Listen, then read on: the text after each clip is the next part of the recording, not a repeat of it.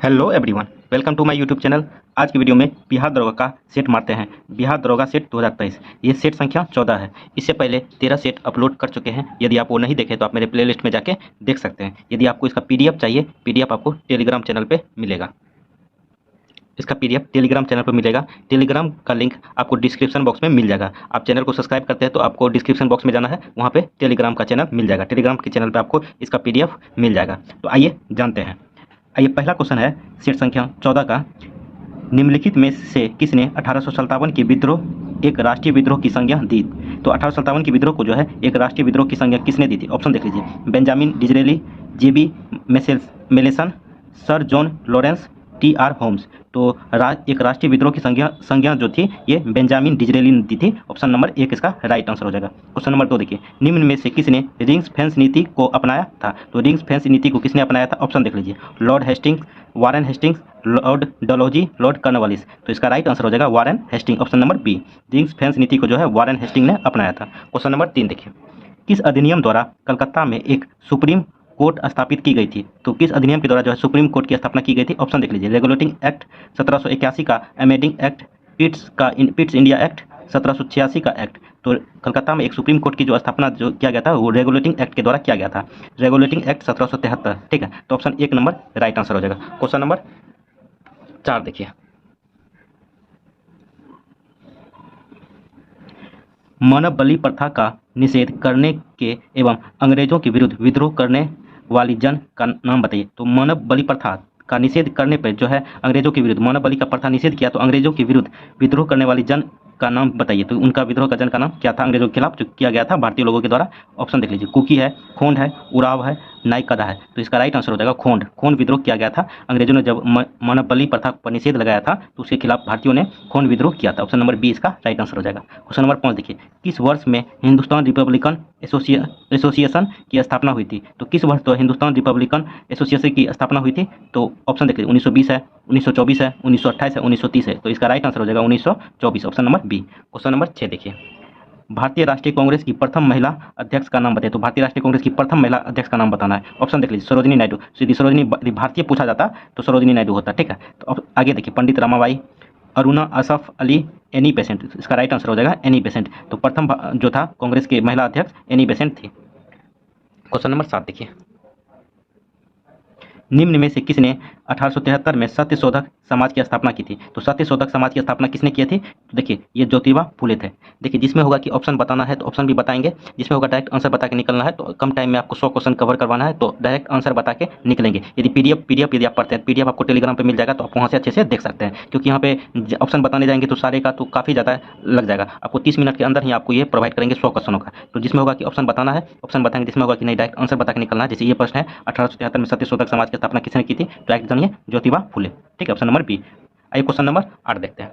देखिए, निम्नलिखित वर्गों में कौन 1905 के स्वतंत्रता आंदोलन से मुख्यतः अप्रभावित रहा? तो 1905 ईस्वी में जो हुआ था बंगाल में, तो उससे कौन सा आंदोलन जो कौन सा मुख्यतः अप्रभावित रहा था? ऑप्शन देख लीजिए। महिलाएं हैं, कृषक है, मुसलमान है, बुद्धिजीवी है। तो ये जो था इसमें कृषक और जो मुसलमान लोग थे ये अप्रभावित रहा था। बाकी महिला और बुद्धिजीवी लोग इसमें चढ़ बढ़ के भाग लिया था। इसका राइट आंसर होगा 2 और 3। तो इसमें दिया है कुछ सही उत्तर, तो आगे देख लेते हैं।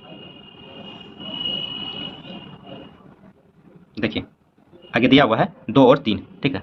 2 और 3, 2 मतलब कृषक और 3 मुसलमान लोग इससे अप्रभावित रहे थे। क्वेश्चन नंबर 9 देखिए, निम्नलिखित में से किसका योगदान होम रूल लीग की स्थापना में नहीं है? तो होम रूल लीग की स्थापना में किसकी नहीं है, ठीक है। ऑप्शन देख लीजिए। बाल गंगाधर तिलक है, एनी बेसेंट है, एस सुब्रमण्यम अय्यर है, एच.एस. ऑलकॉट। ये इसका नहीं है, तो इसका राइट आंसर हो जाएगा इसका नहीं है। तो नहीं ही पूछा जा रहा है तो ऑप्शन नंबर डी इसका राइट आंसर हो जाएगा। क्वेश्चन नंबर 10 देखिए, किसने खिलाफत आंदोलन को हिंदुओं एवं मुसलमानों की एकता के एक ऐसे अवसर के रूप में देखा जो 100 वर्षों में भी पुनः प्रसार नहीं होता?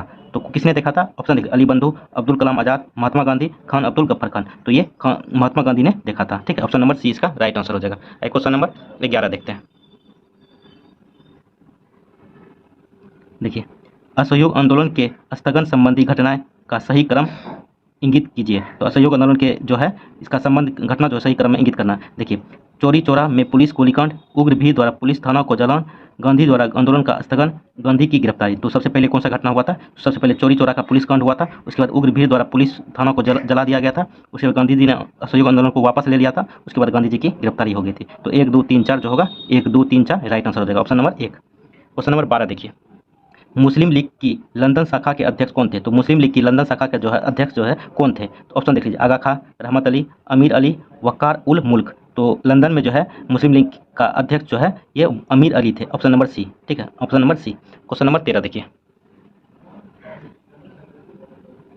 कम्युनिस्ट इंटरनेशनल का सदस्य बनने वाला पहला भारतीय कौन था? तो कम्युनिस्ट इंटरनेशनल का सदस्य बनने वाला पहला भारतीय कौन था? तो इसका नाम M.N. राय था। M.N. राय जो था ये कम्युनिस्ट पार्टी से रिलेटेड था, ये कम्युनिस्ट इंटरनेशनल सदस्य के बनने वाला पहला भारतीय था, M.N. राय। ठीक है, ऑप्शन नंबर 1 राइट आंसर हो जाएगा। क्वेश्चन नंबर 14 देखिए, All India State People's Conference का गठन कब हुआ? तो All India State People's Conference का गठन कब किया गया था? तो इसका गठन 1927 ईस्वी में हुआ था, 1927 में, option number C. Question number 15 देखिए, 1942 के आंदोलन के दौरान निम्न में से किस कांग्रेस रेडियो का संचालन किया था? तो 1942 ईस्वी में के आंदोलन में जो है किसने जो है कांग्रेस रेडियो का संचालन किया था? तो इनका नाम था उषा मेहता। ठीक है, उषा मेहता। इधर ऑप्शन देख लीजिए, अरुण आसफ अली है। आगे देखते हैं ऑप्शन,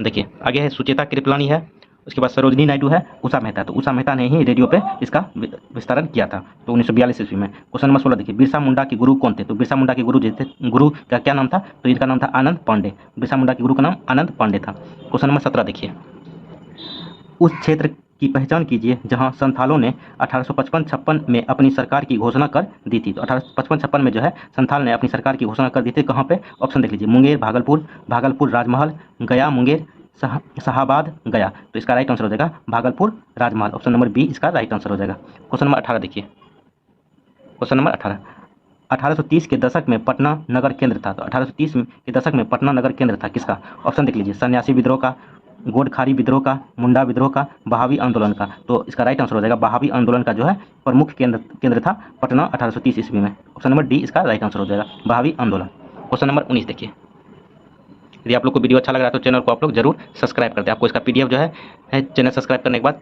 डिस्क्रिप्शन बॉक्स में मिल जाएगा। देखिए, 1866 से 67 के नील खेतिहारों के बिहार में हुए विद्रोह के क्षेत्र की पहचान कीजिए। तो 1866-67 में नील खेतिहारों के बिहार में हुए विद्रोह के क्षेत्र की पहचान कीजिए, कहाँ पे हुआ था? ऑप्शन देख लीजिए, मुजफ्फरपुर एवं छपरा, मधुबनी एवं बेगूसराय, दरभंगा एवं चंपारण। तो ये इसका राइट आंसर हो जाएगा चंपारण। ठीक है, option number D. Question number 20 देखिए, बिहार कांग्रेस सोशलिस्ट पार्टी का गठन हुआ था। तो बिहार कांग्रेस सोशलिस्ट पार्टी का गठन कब हुआ था? तो इसका गठन हुआ था 1931 ईस्वी में, ऑप्शन नंबर बी 1931 ईस्वी में। क्वेश्चन नंबर 21 देखिए, निम्नलिखित में से कौन वैकल्पिक ऊर्जा का सबसे बड़ा संग्रहकार है? तो वैकल्पिक ऊर्जा का सबसे बड़ा संग्रहकार कौन है? ऑप्शन देख लीजिए, सौर ऊर्जा है, ज्वारीय ऊर्जा है, परमाणु ऊर्जा है, भू उष्मीय ऊर्जा है। तो इसका राइट आंसर हो जाएगा सौर ऊर्जा। ठीक है, क्वेश्चन नंबर 22 देखिए,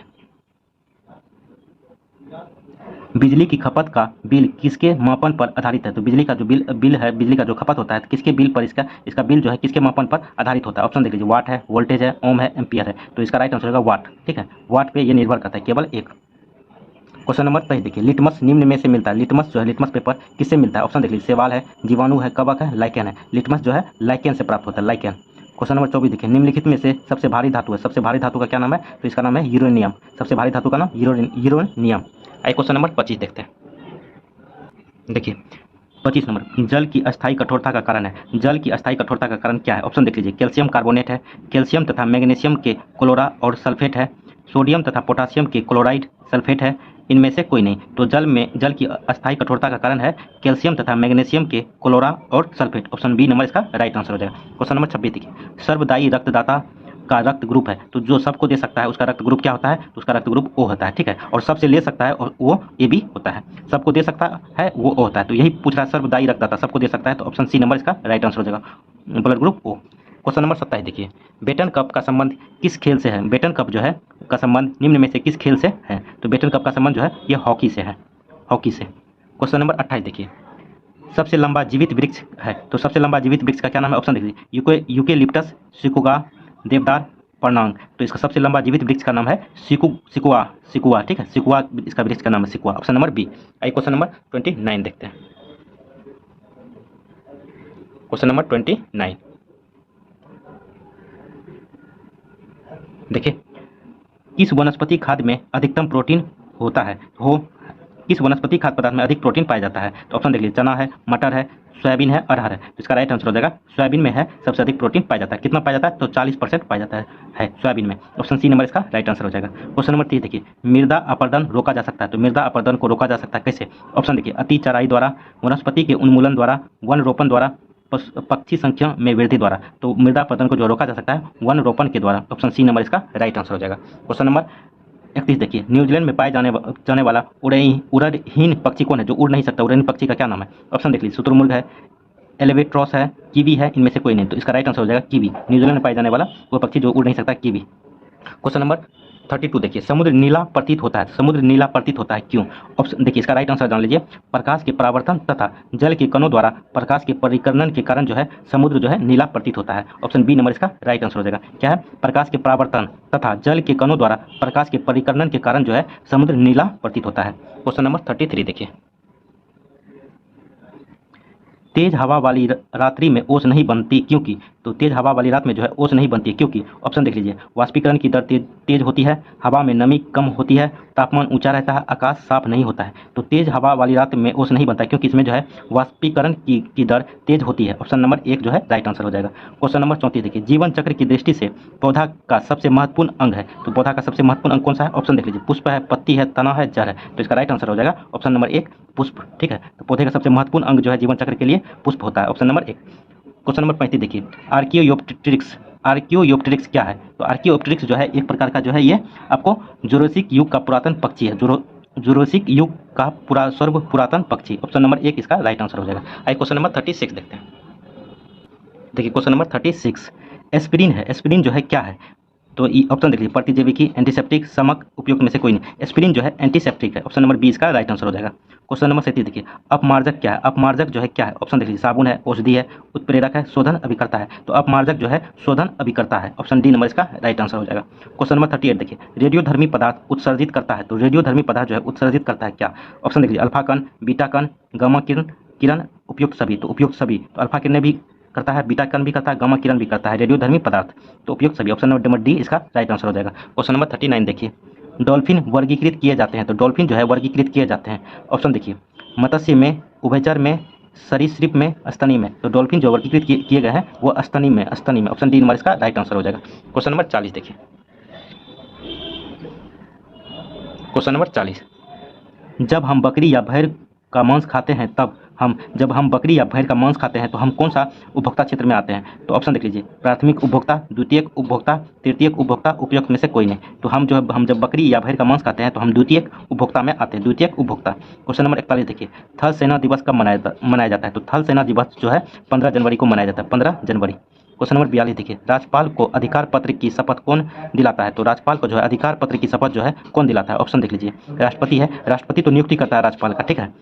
प्रधानमंत्री है, उच्च न्यायालय के मुख्य न्यायाधीश, सर्वोच्च न्यायालय के मुख्य न्यायाधीश। तो राज्यपाल को जो है अधिकार पत्र की शपथ जो है ये उच्च न्यायालय के मुख्य न्यायाधीश दिलाता है। Option number C. मगर नियुक्ति जब करता है तो राज्यपाल की नियुक्ति जो है राष्ट्रपति करता है, ठीक है। तो इसमें पूछा जा रहा है कि अधिकार पत्र का शपथ कौन दिलाता है? तो उच्च न्यायालय के मुख्य न्यायाधीश। ऑप्शन नंबर सी इसका राइट आंसर हो जाएगा। क्वेश्चन नंबर 43 देखिए, सप्ताह का पूर्ण रूप क्या है? सप्ताह का पूर्ण रूप क्या है? तो सप्ताह का पूर्ण रूप है south Asia preferential trade agreement. South Asia preferential trade agreement जो है सप्ताह का फुल फॉर्म होता है। ऑप्शन नंबर 1 इसका राइट आंसर हो जाएगा। क्वेश्चन नंबर 44 देखिए, हड़प्पा में मिट्टी के बर्तनों पर सामान्यतः किस रंग का उपयोग किया जाता है? तो हड़प्पा से जो मिट्टी का प्राप्ति हुआ है, मिट्टी के बर्तन का, तो वो किस रंग का उपयोग किया करते थे? तो ये लाल रंग का उपयोग किया करते थे, लाल रंग का। क्वेश्चन नंबर 45 देखिए, ऋग्वेद संहिता का 9वां मंडल पूर्णतः किसको समर्पित है? ऋग्वेद का 9वां मंडल जो है किसको समर्पित है? तो ये सोम और इस पेग पर नामांकित देवता को, तो सोम देवता को ये समर्पित है। सोम और इस पेग पर नामांकित देवता को समर्पित है। ऑप्शन नंबर डी इसका राइट आंसर हो जाएगा। क्वेश्चन नंबर 46 देखिए, धर्मशास्त्रों में भू राजस्व की दर क्या थी? तो धर्मशास्त्रों में जो है भू राजस्व की दर क्या थी? ऑप्शन देखिए, 1/3, 1/4, 1/6, 1/8। तो धर्मशास्त्रों में जो है भू राजस्व की दर जो थी 1/6 थी, 1/6। ऑप्शन सी नंबर इसका राइट आंसर हो जाएगा। आइए क्वेश्चन नंबर 47 देखते हैं। देखिए क्वेश्चन नंबर 47, बराबर की गुफाओं का उपयोग किसने आश्रम गृह के रूप में किया था? तो बराबर की गुफाओं का उपयोग जो है किसने आश्रम गृह के रूप में किया था? ऑप्शन देख लीजिए। आजीविकाओं ने, थरुओं ने, जैनों ने, तंत्रिकाओं ने। तो बराबर की गुफाओं का उपयोग जो है आश्रम के रूप में किया था आजीविका संप्रदाय के लोग, आजीविका संप्रदाय के लोग। क्वेश्चन नंबर 48 देखिए, निम्नलिखित में से कौन सबसे पूर्वकालिक जैन ग्रंथ कहलाता है? तो सबसे पूर्वकालिक जैन ग्रंथ कौन कहलाता है? ऑप्शन देख लीजिए। 12 अंग है, इसका ऑप्शन तो दिख नहीं रहा, ऑप्शन है उपंग। 14 पूर्व है, 14 उप पूर्व है। तो इसका राइट आंसर हो जाएगा आपको 14 पूर्व। क्वेश्चन नंबर 49 देखिए, नगरों का क्रमिक पतन किस काल की एक महत्वपूर्ण विशेषता थी? तो नगरों का क्रमिक पतन किस काल की एक महत्वपूर्ण विशेषता थी? ऑप्शन देख लीजिए। गुप्त काल की, प्रतिहार युग की, राष्ट्रकूट काल की, सातवाहन युग की। तो नगरों की क्रमिक पतन जो है गुप्त काल की एक मुख्य विशेषता थी, गुप्ता काल की। क्वेश्चन नंबर 50 देखिए, चीनी यात्री इत्सिंग ने बिहार का भ्रमण किया लगभग। तो चीनी यात्री जो थे इत्सिंग, तो बिहार का भ्रमण कब किया था? तो ये 673 ईस्वी में किए थे, 673 ईस्वी में। क्वेश्चन नंबर 51 देखते हैं। देखिए, निम्नलिखित में से कौन भूमि उत्पाद पर लगने वाले कर को इंगित करता है? ऑप्शन देख लीजिए। खराज है, खम्स है, उस्र है, मुक्तई है। तो निम्नलिखित भूमि उत्पाद लगने वाला कर को इंगित करता है, कर को इंगित करता है। तो इसका राइट आंसर हो जाएगा आपको एक खराज, उसके बाद उस्र और मुक्तई जो है ये कर को इंगित करता है। तो 1, 3, 4, 1, 3, 4 ऑप्शन डी नंबर इसका राइट आंसर हो जाएगा। ये खम्स नहीं है। क्वेश्चन नंबर 52 देखिए, विजयनगर के उस पहले शासक की पहचान कीजिए जिसने बहमनियों से गोवा छीना था। तो विजयनगर के उस पहले शासक की पहचान कीजिए जिसने बहमनियों से गोवा को छीना था। ऑप्शन देख लीजिए। हरिहर प्रथम, हरिहर द्वितीय, हरिहर तृतीय, हरिहर चतुर्थ। तो इसका राइट आंसर हो जाएगा हरिहर तृतीय ने जो है उस पहला शासक था जो जिसने बहमनियों से गोवा को छीना था। ऑप्शन बी नंबर सही हो जाएगा, हरिहर द्वितीय। क्वेश्चन नंबर 53 देखिए, बिहार के सुप्रसिद्ध संत सैफुद्दीन मनरी का संबंध सूफियों के किस संप्रदाय से था? तो बिहार के सुप्रसिद्ध संत सैफुद्दीन मनरी का संबंध सूफियों के किस संप्रदाय से था? ऑप्शन देख लीजिए। चिश्ती है, सुहारवर्दी है, फिरदौसी है, कुबगरी है। ठीक है, तो इसका राइट आंसर हो जाएगा आपको फिरदौसी। ऑप्शन सी नंबर इसका राइट आंसर हो जाएगा। आइए क्वेश्चन नंबर 54 देखते हैं। देखिए, मध्यकाल में बिहार शरीफ का नगर महत्वपूर्ण रहा। तो बिहार शरीफ जो है किसके लिए महत्वपूर्ण था? ऑप्शन देख लीजिए। व्यापार केंद्र के रूप में, विद्या केंद्र के रूप में, प्रशासनिक केंद्र के रूप में, धार्मिक केंद्र के रूप में। तो इसका राइट आंसर हो जाएगा बिहार शरीफ जो था विद्या केंद्र के रूप में और धार्मिक केंद्र के रूप में प्रसिद्ध था। तो 2 और 4 ऑप्शन डी नंबर 2 और 4 इसका राइट आंसर हो जाएगा। क्वेश्चन नंबर 55 देखिए, निम्नलिखित अंग्रेजों में किसे जहांगीर ने खान की उपाधि से सम्मानित किया था? तो जहांगीर ने किसे खान की उपाधि से सम्मानित किया था? ऑप्शन देख लीजिए। कैप्टन हॉकिंस है, सर टॉमस रो है, एडवर्ड टेरी है, इनमें से कोई नहीं। तो जहांगीर ने जिसे खान की उपाधि प्रदान की थी तो उनका नाम था sir Thomas Roe. Option B number इसका राइट आंसर हो जाएगा। सर टॉमस रो को जो है खान की उपाधि दिया गया था। क्वेश्चन नंबर 56 देखते हैं। देखिए 56, उस क्षेत्र की पहचान कीजिए जहाँ से यूरोपवासियों को सर्वोत्तम सोरा और अफीम प्राप्त होता था। तो उस क्षेत्र का पहचान कीजिए जहाँ से यूरोपवासियों को जो है सर्वोत्तम सोरा और अफीम प्राप्त होता था। ऑप्शन देख लीजिए। बिहार है, गुजरात है, बंगाल है, मद्रास है। तो इसका राइट आंसर हो जाएगा गुजरात। यूरोपवासियों को जो है सोरा और अफीम की प्राप्ति जो है गुजरात से होता था। ऑप्शन बी नंबर इसका राइट आंसर हो जाएगा। क्वेश्चन नंबर 57 देखिए, मयूर सिंहासन पर बैठने वाला अंतिम मुगल सम्राट कौन था? तो मयूर सिंहासन पर बैठने वाला अंतिम मुगल सम्राट का क्या नाम था? तो इनका नाम था मोहम्मद शाह। मोहम्मद शाह ही जो थे वो मयूर सिंहासन पर बैठने वाला अंतिम मुगल सम्राट थे। ऑप्शन बी नंबर इसका राइट आंसर हो जाएगा। क्वेश्चन नंबर 58 देखिए 58 जो है मिलान करने वाला है। तो डायरेक्ट आपको मिलान करते हुए ही बताते हैं। देखिए, नागानंद जो है हर्षवर्धन ने लिखा था। ठीक है, और हर्षचरित बाणभट्ट। उसके बाद तुगलकनामा जो है आपको ये अमीर खुसरो के द्वारा लिखा गया था। तुगलकनामा अमीर खुसरो के द्वारा। तोहफल उल मोहिउद्दीन ये जो है आपको राजा राम मोहन राय के द्वारा लिखा गया था। ठीक है, उसके बाद नील दर्पण जो आपको दीनबंधु के द्वारा लिखा गया था। नील दर्पण दीनबंधु। तो इसका राइट आंसर हो जाएगा डी नंबर। ठीक है, आइए क्वेश्चन नंबर 59 देखते हैं। 59 देखिए, 1856 में निम्नलिखित कानून पारित हुए थे। 1856 में जो है कौन सा कानून पारित हुआ था? ऑप्शन देख लीजिए। धार्मिक असुविधा कानून, सती निषेध रेगुलेशन 17, हिंदू विधवा पुनर्विवाह कानून, राज हड़पने का सिद्धांत। तो 1856 में जो है आपको धार्मिक असुविधा कानून और हिंदू विधवा पुनर्विवाह कानून पारित हुआ था। तो 1 और 3 ऑप्शन नंबर 1 इसका राइट आंसर हो जाएगा। क्वेश्चन नंबर 60 देखिए, रेगुलेटिंग एक्ट के प्रावधानों के अंतर्गत बिहार के लिए एक प्रांतीय सभा की स्थापना हुई थी। तो बिहार के लिए एक प्रांतीय सभा की स्थापना कब किया गया था? तो ये 1774 ईस्वी में किया गया था। 1774 ईस्वी में। क्वेश्चन नंबर 61 देखिए, महाराष्ट्र के किस सुधारक को लोकहितवादी कहा जाता है? तो महाराष्ट्र के किस सुधारक को जो है लोकहितवादी कहा जाता है? तो इनका नाम था Gopal Hari Deshmukh. Option number D Gopal Hari Deshmukh. ठीक है, क्वेश्चन नंबर 62 देखिए, हमारी आकाशगंगा के केंद्र की परिक्रमा करने में सूर्य को समय लगती है। तो हमारी आकाशगंगा के केंद्र को सूर्य को परिक्रमण करने में जो कि है जो कितना समय लगता है, तो ये 10 करोड़ वर्ष। ऑप्शन नंबर बी इसका राइट आंसर 10 करोड़ वर्ष। क्वेश्चन नंबर 63 देखिए, अग्नेय चट्टानों के लिए निम्नलिखित में से कौन सा कथन सत्य है? कौन सा कथन सत्य है? तो आइए देखते हैं सत्य कथन।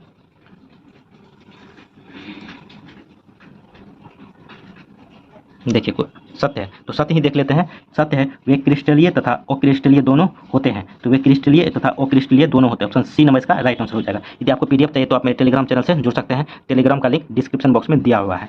देखिए क्वेश्चन नंबर 64, निम्नलिखित में से कौन एक पत्तन नगर नहीं है? तो कौन सा एक है बंदरगाह या पत्तन नगर नहीं है? ऑप्शन देख लीजिए, टोक्यो है, कैनबरा है, न्यूयॉर्क है, लंदन है। तो इसका राइट आंसर हो जाएगा कैनबरा जो है एक पत्तन नगर नहीं है, बाकी ये तीनों है। क्वेश्चन नंबर 65 देखिए, पारिस्थितिक संतुलन बनाए रखने के लिए न्यूनतम वन आवरण अनिवार्य है। तो पारिस्थितिक तंतु संतुलन को बनाए रखने के लिए न्यूनतम वन आवरण कितना प्रतिशत होना चाहिए? तो ये 33% होना चाहिए। संपूर्ण भूमि का 33% जो है होना चाहिए। ऑप्शन डी नंबर इसका राइट आंसर हो जाएगा। क्वेश्चन नंबर 66 देखिए, पत्थर के कोयले के भंडार में कौन सा देश विश्व में अग्रणी है? पत्थर के कोयले के भंडार में कौन सा देश जो है विश्व में अग्रणी है? ऑप्शन देख लीजिए, नेपाल है, चीन है, न्यूजीलैंड है, भारत है। तो इसका राइट आंसर हो जाएगा चीन। Option B number. Question number 67 देखते हैं। देखिए क्वेश्चन नंबर 67, भारत के चावल के कटोरे का क्षेत्र का नाम बताइए। तो भारत में चावल के कटोरे का क्षेत्र का नाम बताना है। ऑप्शन देखिए, केरल एवं तमिलनाडु, कृष्णा गोदावरी डेल्टा क्षेत्र, पूर्वोत्तर क्षेत्र, सिंधु गंगा का मैदान। तो भारत के चावल के कटोरे का क्षेत्र का नाम जो है कृष्णा गोदावरी डेल्टा क्षेत्र को कहा जाता है। कृष्णा गोदावरी डेल्टा क्षेत्र। ऑप्शन बी नंबर इसका राइट आंसर हो जाएगा। क्वेश्चन नंबर 68 देखिए, निम्नलिखित में से कौन भूमि बंधित नदी है? तो भूमि बंधित नदी कौन सा है? ऑप्शन देखिए, ताप्ती है, कृष्णा है, लूनी है, नर्मदा है। तो इसका राइट आंसर हो जाएगा लूनी नदी। क्वेश्चन नंबर 69 देखिए, मानसून का निर्वर्तन इंगित होता है। तो मानसून का निर्वर्तन जो इंगित क्या करता है? ऑप्शन देखिए, साफ आकाश से, बंगाल की खाड़ी में अधिक दाब परिस्थिति से, स्थल पर तापमान के बढ़ने से। तो इसका मानसून का निर्वर्तन इंगित जो करता है ये साफ आकाश से करता है। ठीक है, सिर्फ साफ आकाश से। ऑप्शन नंबर 1 इसका राइट आंसर हो जाएगा। क्वेश्चन नंबर 70 देखिए, भारत का सबसे बड़ी वह नदी है। तो सबसे बड़ी वह नदी का क्या नाम है? ऑप्शन देख लीजिए, महानदी है, गोदावरी है, गंगा है, नर्मदा है। तो इसका राइट आंसर हो जाएगा गंगा।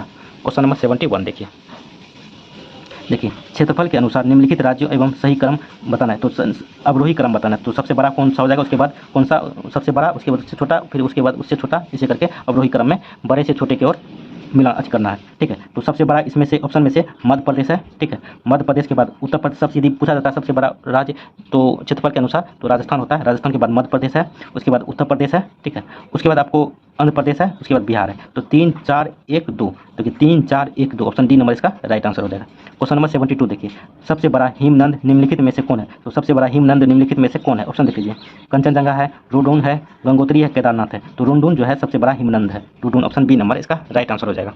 आइए क्वेश्चन नंबर 73 देखते हैं। क्वेश्चन नंबर 73, मरमगाओ पत्तन स्थित है। मरमगाओ पत्तन जो है कहाँ पे स्थित है? ऑप्शन देख लीजिए, उड़ीसा में, तमिलनाडु में, गोवा में, केरल में। तो मरमगाओ पत्तन जो है गोवा में स्थित है। ऑप्शन सी नंबर इसका राइट आंसर हो जाएगा। क्वेश्चन नंबर 74 देखिए, भारत में सबसे महत्वपूर्ण मत्स्य उद्योग है। तो भारत में सबसे महत्वपूर्ण मत्स्य उद्योग है।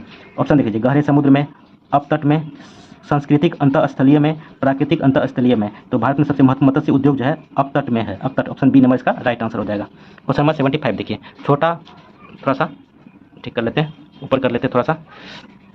देखिए, छोटा नागपुर पठार है। छोटा नागपुर का पठार कैसा है? ऑप्शन देख लीजिए, एक अग्र गंभीर है, एक गर्त है, एक पदस्थली है, एक संप्राय भूमि है। तो छोटा नागपुर का पठार जो है एक संप्राय भूमि है। ठीक है, ऑप्शन डी नंबर इसका राइट आंसर हो जाएगा। क्वेश्चन नंबर 76 देखिए, बिहार में पहली चीनी मिल स्थापित हुई थी। तो बिहार में पहली चीनी मिल कहाँ पर स्थापित किया गया था? तो ये मोतिहारी में स्थापित किया गया था, मोतिहारी। ऑप्शन सी नंबर इसका राइट आंसर हो जाएगा। क्वेश्चन नंबर 77 देखिए, निम्नलिखित नदियों में से कौन बिहार में गंगा से मिलती है? तो बिहार में जो है गंगा से कौन सी नदी मिलती है? ऑप्शन देख लीजिए, गंडक है, सोन है, घाघरा है, पुनपुन है। तो ये सारी नदियां जो है गंगा में मिलती है। तो ऑप्शन नंबर 1 2 3 4 सभी ऑप्शन नंबर 1 राइट आंसर हो जाएगा। क्वेश्चन नंबर 78 देखिए, क्वेश्चन नंबर 78, लोकसभा को उसके कार्यकाल की समाप्ति के पूर्व ही भंग किया जा सकता है। तो लोकसभा के उसके कार्यकाल से पहले ही उसको भंग किया जा सकता है। कैसे? ऑप्शन देख लीजिए, राष्ट्रपति द्वारा उसकी इच्छा अनुसार, लोकसभा अध्यक्ष द्वारा, राष्ट्रपति द्वारा मंत्रिपरिषद की सलाह पर, राष्ट्रपति द्वारा लोकसभा के अध्यक्ष की सलाह पर। तो इसका राइट आंसर हो जाएगा, लोकसभा को उसके कार्यकाल से पहले ही समाप्त किया जा सकता है या पूर्व ही भंग किया जा सकता है। तो राष्ट्रपति द्वारा मंत्रिपरिषद की सलाह पर। Option C number. यदि पूछता है लोकसभा का यदि 5 वर्ष पूर्ण हो गया है तो इसको कैसे भंग किया जा सकता है? तो राष्ट्रपति इसको भंग कर देता है। सिर्फ राष्ट्रपति चाहे तो उसको भंग कर सकता है, 5 साल हो गया है तो मगर पूर्व पूछा है 5 साल से पहले, तो राष्ट्रपति द्वारा मंत्रिपरिषद की सलाह पे। ऑप्शन सी नंबर इसका राइट आंसर हो जाएगा। क्वेश्चन नंबर 79 देखिए, संविधान के किस भाग में नागरिकता का उपबंध है? तो संविधान किस भाग में नागरिकता का उपबंध है? तो भाग 2 में है। और आर्टिकल पूछता 5 से 11 के बीच में जो है ये नागरिकता के प्रावधान दिया गया है। भाग 2, भाग 1 में संघ और उसके राज्य क्षेत्र है, भाग 3 में मौलिक अधिकार है, भाग 4 में डीपीएसपी है। ठीक है, तो इसका राइट नागरिकता जो है ऑप्शन बी नंबर इसका राइट आंसर हो जाएगा। क्वेश्चन नंबर 80 देखिए,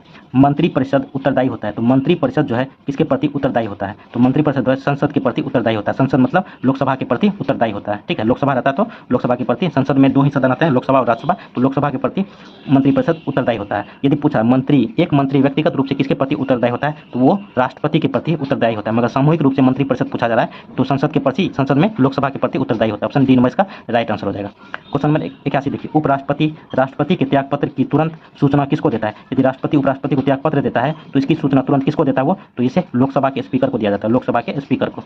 क्वेश्चन नंबर 82 देखते हैं। देखिए 82, यदि किसी राज्य की विधानसभा का अध्यक्ष पद त्यागना चाहे तो उससे अपना त्यागपत्र देना चाहिए। तो कुछ ही विधानसभा का जो अध्यक्ष है वो त्यागपत्र देना चाहता है तो वो अपना त्यागपत्र किसको देगा? ऑप्शन देख लीजिए, मुख्यमंत्री को, राज्यपाल को, उपाध्यक्ष को, भारत के राष्ट्रपति को। तो विधानसभा का अध्यक्ष जो है अपना त्यागपत्र विधानसभा के उपाध्यक्ष को देता है, तो उपाध्यक्ष को। ऑप्शन सी नंबर इसका राइट आंसर हो जाएगा। क्वेश्चन नंबर 83 देखिए, संविधान की 11वीं अनुसूची में कितने विषय हैं? तो संविधान की 11वीं अनुसूची में जो है कितना विषय है? तो ऑप्शन नंबर बी इसका राइट आंसर हो जाएगा, 29 विषय है। संविधान की 11वीं अनुसूची में जो है 29 विषय है। क्वेश्चन नंबर 84 देखते हैं। देखिए क्वेश्चन नंबर 84 जो है प्रस्तावना से संबंधित है और उसको क्रम से शब्द को सजाना है, तो सही ही बता देते हैं। देखिए, भारतीय संविधान की प्रस्तावना के सिलसिले निम्नलिखित में से कौन सा सही है? तो सही ही बता देते हैं आपको डायरेक्ट। देखिए ऑप्शन डी नंबर, सार्वभौम सत्ता संपन्न, समाजवादी, धर्मनिरपेक्ष, जनवादी, गणतंत्र। ऑप्शन डी नंबर इसका राइट आंसर हो जाएगा। क्वेश्चन नंबर 85 देखिए, लोकसभा का नेता कौन होता है? तो लोकसभा का नेता कौन होता है? ऑप्शन देख लीजिए, राष्ट्रपति, प्रधानमंत्री, लोकसभा अध्यक्ष, उपयुक्त में से कोई नहीं। तो लोकसभा का जो नेता होता है वह प्रधानमंत्री होता है, प्रधानमंत्री। क्वेश्चन नंबर 86 देखिए, क्वेश्चन नंबर 86, संसद के दोनों सदनों को संयुक्त अधिवेशन आयोजित होता है। तो संसद के दोनों सदन, लोकसभा और राज्यसभा को संयुक्त अधिवेशन बुलाता कौन है? तो राष्ट्रपति बुलाता है। ठीक है, और किस आर्टिकल में बुलाता है? आर्टिकल 108 में बुलाया जाता है। और इसका अध्यक्षता कौन करता है? लोकसभा का अध्यक्ष करता है, लोकसभा का स्पीकर करता है इसका अध्यक्षता। ठीक है, तो 3 चीज़ बताएं। संयुक्त अधिवेशन बुलाता है राष्ट्रपति, किस आर्टिकल में? 108 आर्टिकल में। इसकी अध्यक्षता कौन करता है? लोकसभा का स्पीकर। उसके बाद कौन बुलाता है? राष्ट्रपति बुलाता है। ठीक है, कैसे विधेयक पे? तो साधारण विधेयक पे इसे बुलाया जाता है। दोनों लोकसभा संसद के दोनों सदनों में यदि मतभेद है तो डायरेक्ट संयुक्त बैठक बुला के इस बिल को पास किया जाता है। तो देखिए क्वेश्चन में पूछा जा रहा है, संसद के दोनों सदनों का संयुक्त अधिवेशन आयोजित होता है। ऑप्शन देखिए, भारत के राष्ट्रपति के निर्वाचन के लिए, भारत के उपराष्ट्रपति के निर्वाचन के लिए, संविधान में संशोधन से संबंधित याचिका के लिए। ठीक है, एक ऐसे विधेयक पर विचार करने और उसे पारित करने के लिए जिस पर दोनों सदनों में मतभेद हो। तो ऑप्शन डी नंबर इसका सिर्फ राइट आंसर हो जाएगा। ठीक है, केवल डी। क्वेश्चन नंबर 87 देखिए, किसी राज्य में विधान परिषद की संरचना अथवा उसका विघटन किया जा सकता है। तो विधान परिषद का जो है संरचना को, उसका विघटन मतलब उसको समाप्त किया जा सकता है। कैसे? तो इसको जो विधान परिषद को जो समाप्त किया जा सकता है ये संसद के द्वारा किया जाता है। ठीक है, संसद के द्वारा। और किसकी अनुशंसा पे? राज्यपाल की अनुशंसा पे जो है इसका विघटन होता है, संसद द्वारा राज्यपाल की अनुशंसा पे। यदि बिहार में विधान परिषद है तो इसको विधान परिषद को हटाना है तो यहाँ पे राज्यपाल संसद को यह सूचना देगा, उसके बाद संसद द्वारा इसे यहाँ पे विधान परिषद का विघटन हो जाएगा। संसद द्वारा राज्यपाल की अनुशंसा पे जो है विधान परिषद का विघटन होता है। क्वेश्चन नंबर 88 देखते हैं।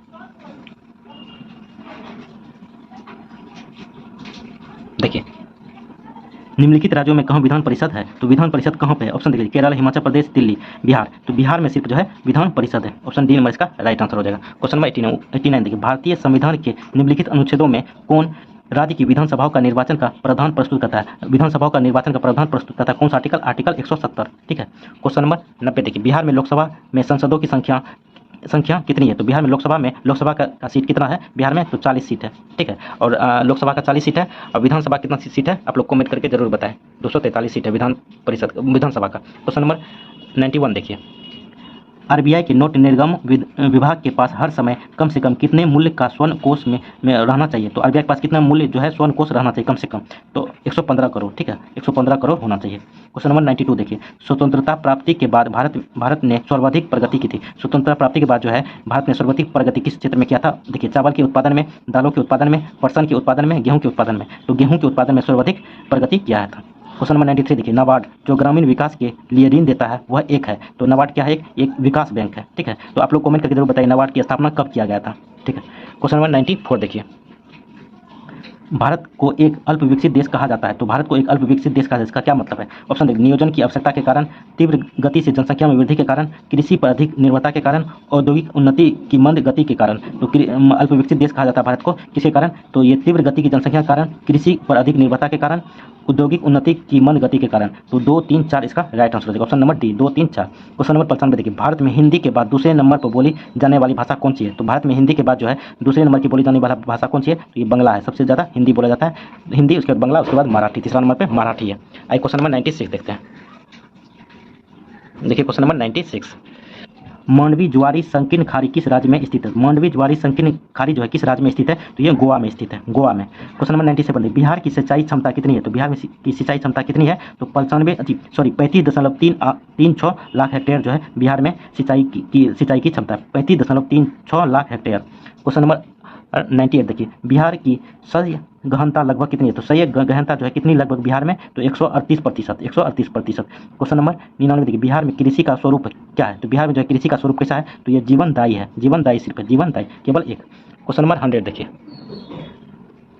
जिला नियोजन एवं विकास परिषद का प्रधान कौन होता है? तो जिला नियोजन और विकास परिषद का जो है प्रधान कौन होता है? तो जिला विकास पदाधिकारी होता है। ऑप्शन बी नंबर इसका राइट आंसर हो जाएगा। तो आपको इसका पीडीएफ चाहिए तो आप मेरे टेलीग्राम चैनल से जुड़ सकते हैं। टेलीग्राम का लिंक आपको डिस्क्रिप्शन बॉक्स में मिल जाएगा, वहाँ जुड़िए, आपको इसका पीडीएफ मिल जाएगा। कैसा लगा वीडियो कमेंट करके आप लोग जरूर बताएं। चैनल को भी जरूर सब्सक्राइब कर